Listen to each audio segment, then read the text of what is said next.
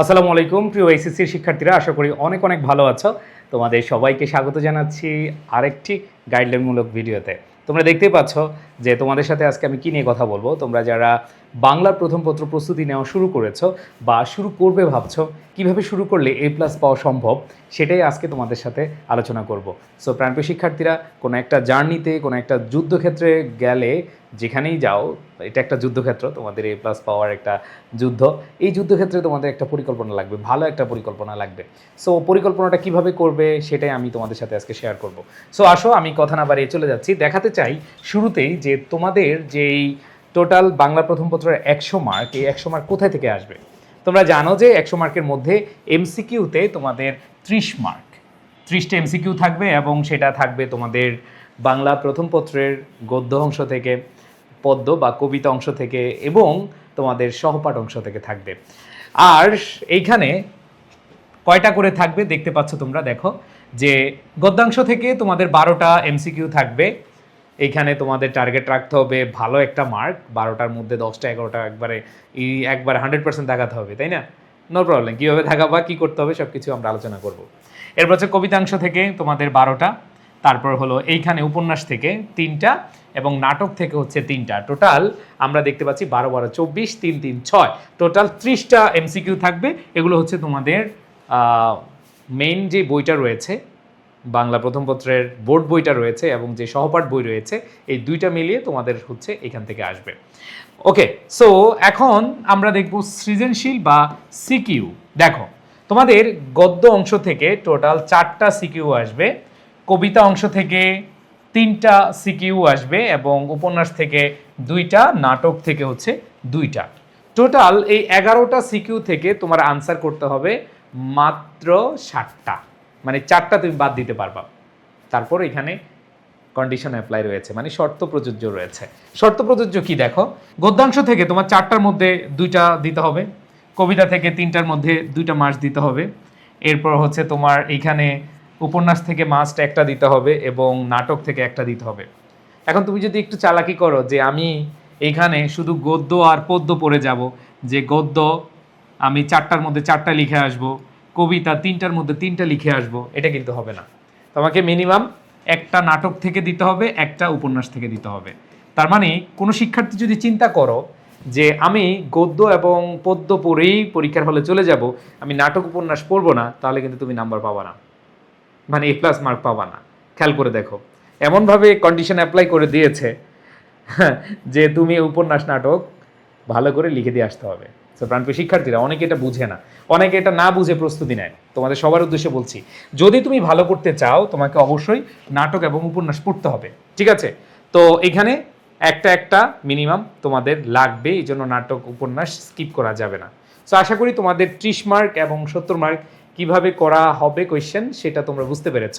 এখন কথা হলো যে আমি আসলে কিভাবে প্রস্তুতি নিব। আসো, আমি যদি তোমাদেরকে দেখাই, এতক্ষণ আমি দেখালাম যে তোমাদের আসলে কোন অংশ থেকে কয়টা আসবে। সো দেখো, তোমাদের এবার যেহেতু ফুল সিলেবাস, তোমরা যারা 27 ব্যাচের রয়েছে, তোমাদের এই ফুল সিলেবাসে তোমার টোটাল 12টা গদ্য রয়েছে। এখন অনেককে আমি দেখি, তোমরা অনেকের কাছ থেকে সাজেশন নাও, সাজেশন যে ভাইয়া আমাদেরকে 12টার মধ্যে সাজেশন দেন, কমিয়ে দেন। মজার ব্যাপার কি জানো, এই সাজেশন পড়ে তোমার আসলেই ক্ষতি হবে।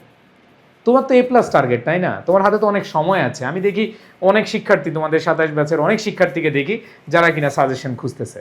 সাজেশন খুঁজার কিছু নাই, কারণ দেখো এখানে তোমার এমসিকিউতে যে 12টা আসবে, এখানে কেউ বলতে পারবে না শুধু অপরিচিতা থেকে আসবে, বিলাসী থেকে আসবে, অর্ধাঙ্গী থেকে আসবে, এরকম কেউ বলতে পারবে না। দ্যাট মিনস তোমার মাথায় রাখতে হবে এখানে যে তোমার এমসিকিউর জন্য হইলেও এই 12টাই পড়তে হবে। হ্যাঁ, আমি তোমাদেরকে এখন বলবো যে হ্যাঁ, সিকিউর জন্য তোমরা কয়েকটা বাদ দিতে পারো, আমি বাদ দিতে পারবো, আমি সাজেশন দিতে পারবো, বাট এইখানে সাজেশন দিলে তোমাদের ক্ষতিটা হবে। যেহেতু এমসিকিউ 12 আছে, এই 12 মার্কে তোমার ভালো একটা মার্ক 10 11 মার্ক তুলতে হবে।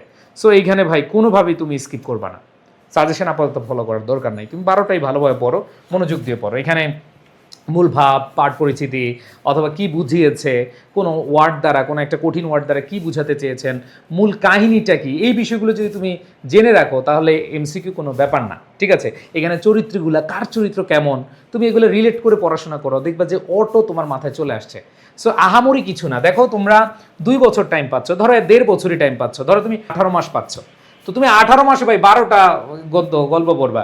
এখন তুমি 18 মাস না, তুমি যদি মাসে একটা করে পড়ো, তুমি যদি চরম লেভেলের ফাঁকিবাজ হও, তাও যদি মাসে একটা করে পড়ো, তাও তো ভাই তোমার হয়ে যাচ্ছে, তাই না? 12 মাসে 12টা হয়ে যাচ্ছে। তো তোমাদের হাতে অনেক সময় আছে, এই জন্য বললাম যে কোনোভাবেই স্কিপ করা যাবে না। এখানে যতগুলো আছে, তোমাদের গদ্য আছে, সবগুলাই তোমরা পড়ে যাবা। আমি এটা তোমাদের কাছে বলবো যে এখন কোনো শর্টকাট না। তোমরা হ্যাঁ পরীক্ষার আগে, ফাইনাল পরীক্ষার আগে শর্টকাট ইউজ করতে পারো, বাট এখন শর্টকাটের কাছে যাবা না। বুঝতে পারছি? তো যারা মিশন A+ নিয়ে নামছো, তোমাদের বলবো কোনোভাবেই তোমরা এই জায়গাটায় হেয়ালিপনা করবা না, ঠিক আছে? সো এখানে দেখো সাহিত্য পাঠে তোমাদের কবিতা অংশে এখানে 12টা কবিতা রয়েছে। সো এখানেও আমার সেম প্যাটার্ন। আমি বলবো না যে ভাইয়া এখানে 12টার মধ্যে তুমি 6টা পড়ো, 7টা পড়ো, বাকিগুলো না পড়লেও চলবে।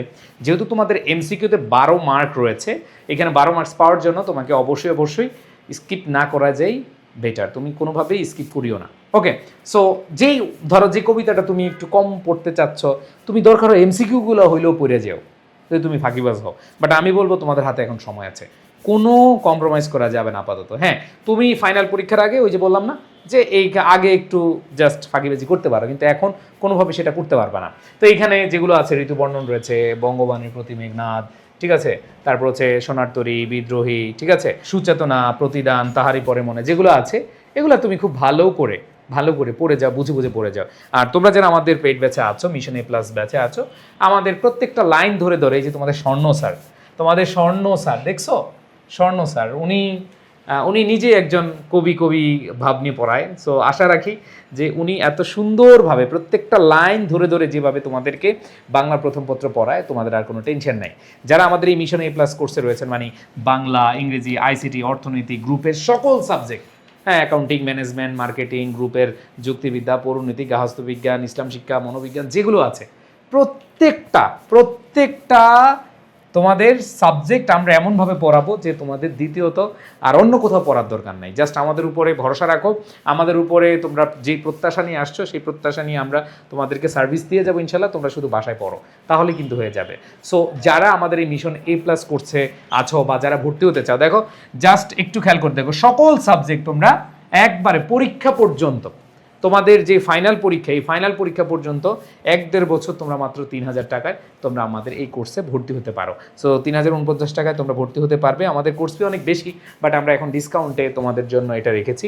সো যদি সিরিয়াস হও, এখন থেকে হও। অনেক শিক্ষার্থী মনে করে ভাই আর 2 মাস পরে পড়বো, এই 2 মাস পরে যে তোমার সামনে কি পরিমাণ মানে হচ্ছে বাধা বিপত্তি হয়ে আসবে তুমি নিজেও বুঝতে পারবা না। এই জন্য আমি তোমাদের বলবো এখনই সময়, এখন থেকে শুরু করো, কোনোভাবেই কম্প্রোমাইজ করো না। দেখো তুমি যেই প্রত্যাশা নিয়ে ভর্তি হয়েছো কলেজে, তোমার বাবা মা যে প্রত্যাশা তোমার কাছে করছে, সেটা যদি তুমি ফিল আপ না করতে পারো, আলটিমেটলি কি হবে?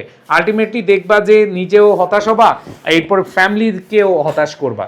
সো এটা কোনোভাবেই যেন না হয় তোমাদের মাঝে, এটা তোমরা সবাই এনশিওর করবা তোমাদের জায়গা থেকে।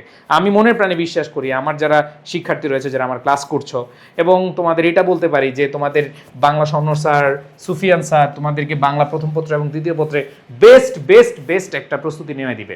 এবং আরেকটা কথা বলবো যে ইংরেজিতে আমি যেহেতু আছি, তোমাদের ভয় নাই। আমি ইংরেজিতে আছি মানে তোমাদের ভয় নাই। তোমরা অনেকে চিন্তা করো ভাই কলেজের পরীক্ষার জন্য আপনাদের কোর্স তো আস্তে আস্তে শেষ হবে, কিন্তু কলেজের পরীক্ষাগুলো, একটা পরীক্ষা আছে কলেজের, কীভাবে পড়বো? আমরা তোমাদেরকে আর্কাইভ রেকর্ড ক্লাসগুলো দিয়ে দিচ্ছি আমাদের আগের কোর্সের, যাতে করে যে টপিকে তোমার প্রবলেম সেগুলো তুমি হচ্ছে এখান থেকে করে নিতে পারো। ওকে, সো যাই বললাম, এই কবিতার একবার লাইন ধরে মূল ভাব কি বোঝানো হয়েছে, কি যন্ত্রণা, বেদনা, দুঃখ কি বুঝাচ্ছে, সব কিছু আমরা ইনশাল্লাহ তোমাদেরকে ক্লাসে পড়িয়ে দিব। এরপরে আসো নাটক উপন্যাস নিয়ে। তোমাদের নাটক এবং হচ্ছে উপন্যাস, এইখানে অনেক শিক্ষার্থী মানে বুঝেই না যে এইখান থেকে তোমাদের আনসার করতে হবে। সো আমরা খুব গুরুত্ব দিয়ে তোমাদের নাটক উপন্যাসটা কমপ্লিট করে দেবো। বিশেষ করে স্বর্ণ স্যারের ক্লাস যারা করেছো, তোমাদের এইখানে নাটক থেকে এবং উপন্যাস থেকে প্রত্যেকটা MCQ তুমি আনসার করতে পারবে। তোমার 3-3-6 মার্ক এখানে কমপ্লিট করতে পারবে ইনশাল্লাহ।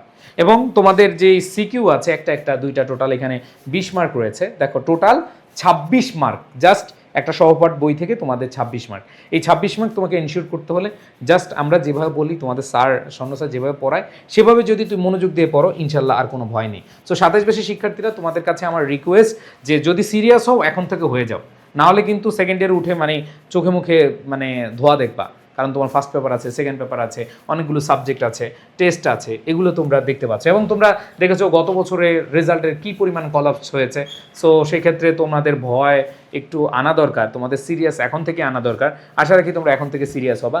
সো যারা আমাদের ইবিআই কোর্সটা, যারা চাচ্ছ যে ইবিআই কোর্সটা নিবা, তারা চাইলে ইবিআই কোর্সটা নিতে পারবা, কোনো সমস্যা নেই। এবং ইংলিশের জন্য তো আমার কোর্স রয়েছে, সেটাও নিতে পারো।